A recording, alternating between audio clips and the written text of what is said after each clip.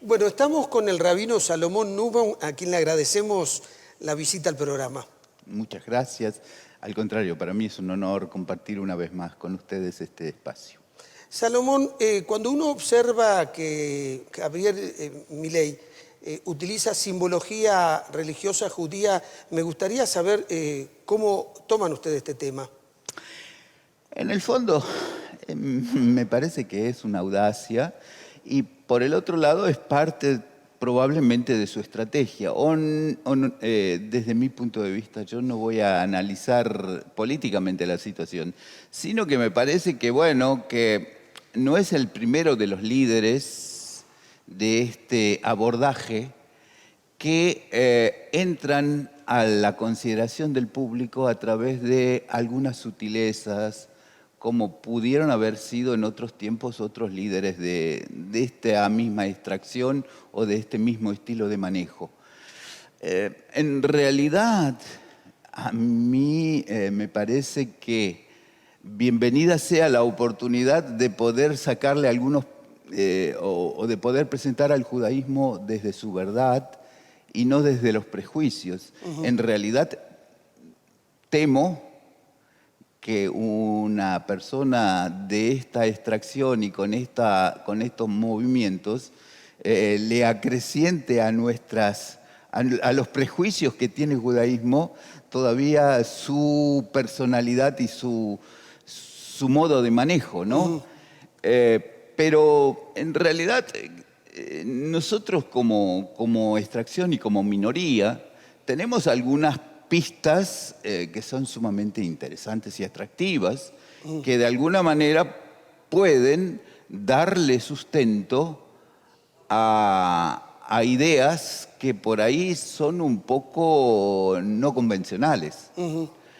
Y de verdad buscar el equilibrio y la sensatez, esa sí es nuestra postura. En realidad me parece que en la presentación pública la persona y el modo de presentarse no hace gala de esos elementos de equilibrio y de sostén que se mantuvieron en la historia y en la presentación del judaísmo y que están, por un lado, sustentados por el concepto bíblico, pero además están reinterpretados por rabinos en distintas épocas. Entonces, qué sé yo, por ahí tenemos conceptos que dicen que el mundo se sostiene sobre tres pilares: sobre la cultura, el estudio, el trabajo y el bien común, vendría a ser la responsabilidad recíproca entre las personas. Esto tiene por lo menos 2000 años de vigencia, quizá más, hasta 3. Y después hay una reinterpretación, que bueno, que estos conceptos se validan con la justicia, con la paz y sobre todo con la buena disposición de las personas. Y creo que en ese sentido el judaísmo en su esencia viene a representar una reinterpretación permanente de los procesos históricos que se vinieron dando. Y si a esta época, en nuestra realidad tan inestable que tenemos hoy en día, viniesen aportes desde este round o de esta esquina, especialmente, podría ser sumamente importante.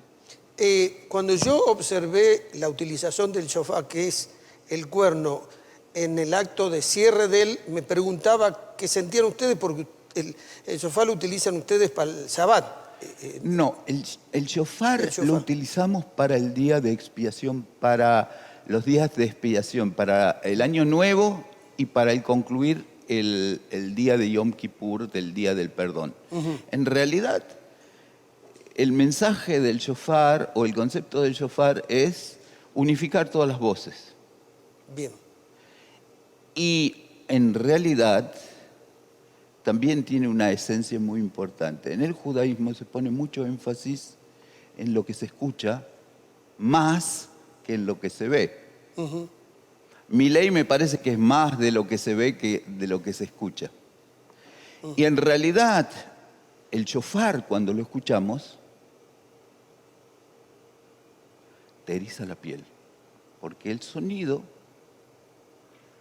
no, es decir, el sonido temporalmente se extingue, pero la movilización tiene esa esencia que nos transmite y nos supera. Entonces, la idea vendría a ser de escuchar y en sí el shofar representa al sonido, digamos, primitivo de la unificación de todas las voces. Y el mérito no está en quien lo ejecuta, sino en quienes lo escuchan, lo incorporan y sienten ese despertar interno de acercarse a esta nueva misión, esta nueva visión. Rabino, quienes ejecutan el shofar en la comunidad de ustedes no es cualquier persona. Obviamente que no. Es una persona seleccionada que tenga una vida con ciertos elementos de ejemplaridad y cumplimiento de lo que es la Torá y el Talmud. Eso es cierto y eso es verdad. Pero te agrego que antes de ejecutarlo, se dice una bendición. Y la bendición es no por ejecutar el sonido de ese cuerno, sino de escucharlo. Y hay algo más. El cuerno que se utiliza tiene que ser de un cuerno de un animal de rebaño menor, porque en realidad recurre a la idea de que cuando Abraham estaba a punto de ofrendar a su hijo, había en ese lugar un carnero que se había enredado providencialmente para que Abraham lo tomara y sustituya al carnero por su hijo y no sacrificara a su hijo. Entonces, la idea es que ese sonido tenga esa piedad y esa plenitud de disposición de Abraham de ir hasta el final y que no sea un sonido de acusación, sino un sonido de defensa. Y evidentemente que el shofar viene a defendernos a nosotros cuando ya agotamos todas nuestras palabras y no tenemos más que decir, entonces unificamos todas las palabras en una sola y para que abra las puertas del cielo. Es un acto de protección. Ahora, ¿es del cuerno de un carnero o de un antílope? Sí, un carnero o un antílope, o puede ser también de la raza de las cabras. Los antílopes son de la raza de las cabras.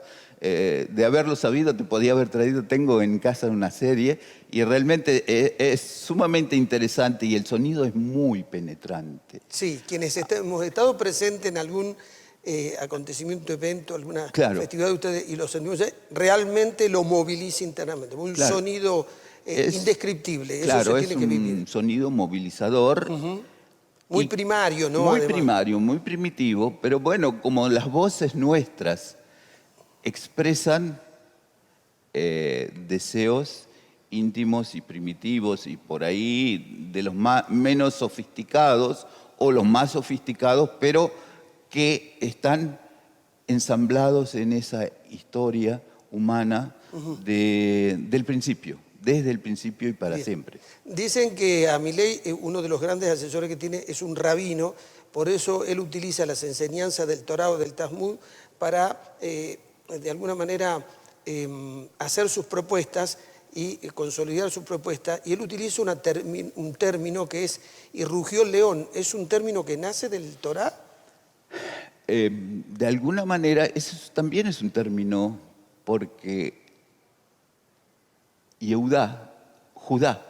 Claro, el león de Judá. Claro, es eso.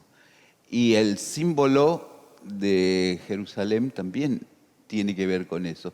Pero en realidad es decir, bíblicamente es una referencia muy representativa. Por ejemplo, los profetas dicen, y cuando ruja el león, ¿quién no se asustará? Es decir, como que él se asume o se representa con esa dimensión potente y casi de dimensiones superlativas. Honestamente me parece que es parte de la puesta en escena. Y evidentemente que uno no menosprecia ni quiere desvalorizar todo esto, pero yo creo que la esencia de la propuesta es una esencia mucho más piadosa, la que el judaísmo expresa en su profunda sensación de acercamiento a las personas. Nosotros, como comunidad en general, desde hace milenios, ya no somos una comunidad que tiene una vocación de incorporar nuevos fieles ni nada por el estilo, ni es proselitista. Y evidentemente que esta idea, de algún modo, también tiene que estar presente. Es decir, que nosotros podemos servir a Dios aún sin ser miembros de una comunidad de creyentes de tal o cual denominación. Y esa idea evangelizadora no forma parte de esta secuencia de realidad actual del judaísmo. Él simbólicamente, sin decirlo, también se presenta como un Moisés que va a liberar de la Argentina de una casta que la somete. Sí, evidentemente que en ese sentido, digamos, su fantasía o la fantasía que genera sobre la gente es una cuestión que es difícil de entender. Pero yo intuyo que estas cosas no son las cosas que de alguna manera está aprendiendo de su referente en la fe, que vendría a ser este rabino. Honestamente no lo conozco, pero me parece que la verdad es que a esta altura y en este proceso especial, la humildad, no sé si tiene mucho que ver con la ubicuidad de su imagen hoy en día como candidato, pero la humildad como propuesta en el judaísmo y la integridad es un precepto básico y central. Bien, un sector, no sé qué dimensión tendrá del judaísmo a nivel nacional, el llamamiento de judíos por Argentina, se expresó diciendo, miren, mi ley no representa a la fe judía y además tiene elementos fascistas que nos preocupan que se relacionen con la fe judía. Bueno, es probable que a muchas personas, y me incluyo, no nos sentimos representados. Y básicamente él tampoco se denomina a sí mismo de que es judío. Y evidentemente la comunidad judía no le cedió a nadie, ni siquiera a aquellos miembros de la comunidad que se desempeñan en cargos públicos, son representantes de la comunidad. Eso es, ellos se representan en primer lugar a sí mismos y después su conducta dirá si son representativos o no de una comunidad determinada. Yo creo, en ese sentido, puedo decir que evidentemente que nadie de nosotros entendemos que este candidato represente la voluntad o la inspiración de la perspectiva judía. Y no es más representativo que ninguno de cualquiera de los candidatos que puede haber en el medio. Por lo tanto, no es más que obvio, no sé si hacía falta esta expresión, pero por las dudas no está mal. Las instituciones centrales de la comunidad normalmente ante elecciones y demás cosas se reúnen con todos los candidatos y de alguna manera se cuidan de no pautar cuál de ellos es el bendecido desde la comunidad. Eso no existe, eso Bien. no hay.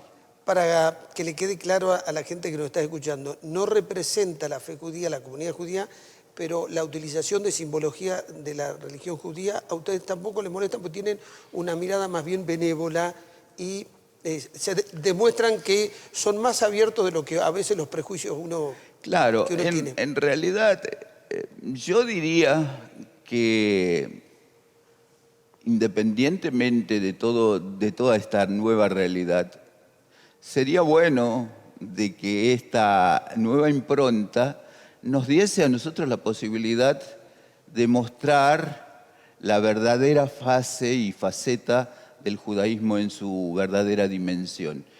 Esto no es más que una puesta en escena y el rescatar ciertos elementos, digamos, pintorescos, porque realmente el shofar como sonido es un recurso pintoresco y estridente y potente.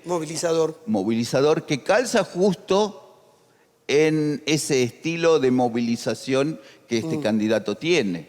Bien. El judaísmo tiene miles de versiones y tiene 613 preceptos que son mucho más amplios y humanos y universales que estas pequeñas pinceladas de la realidad. Bien, Salomón Nusman, muchas gracias. Muchas gracias a ustedes. Fue un gusto. Ya volvemos.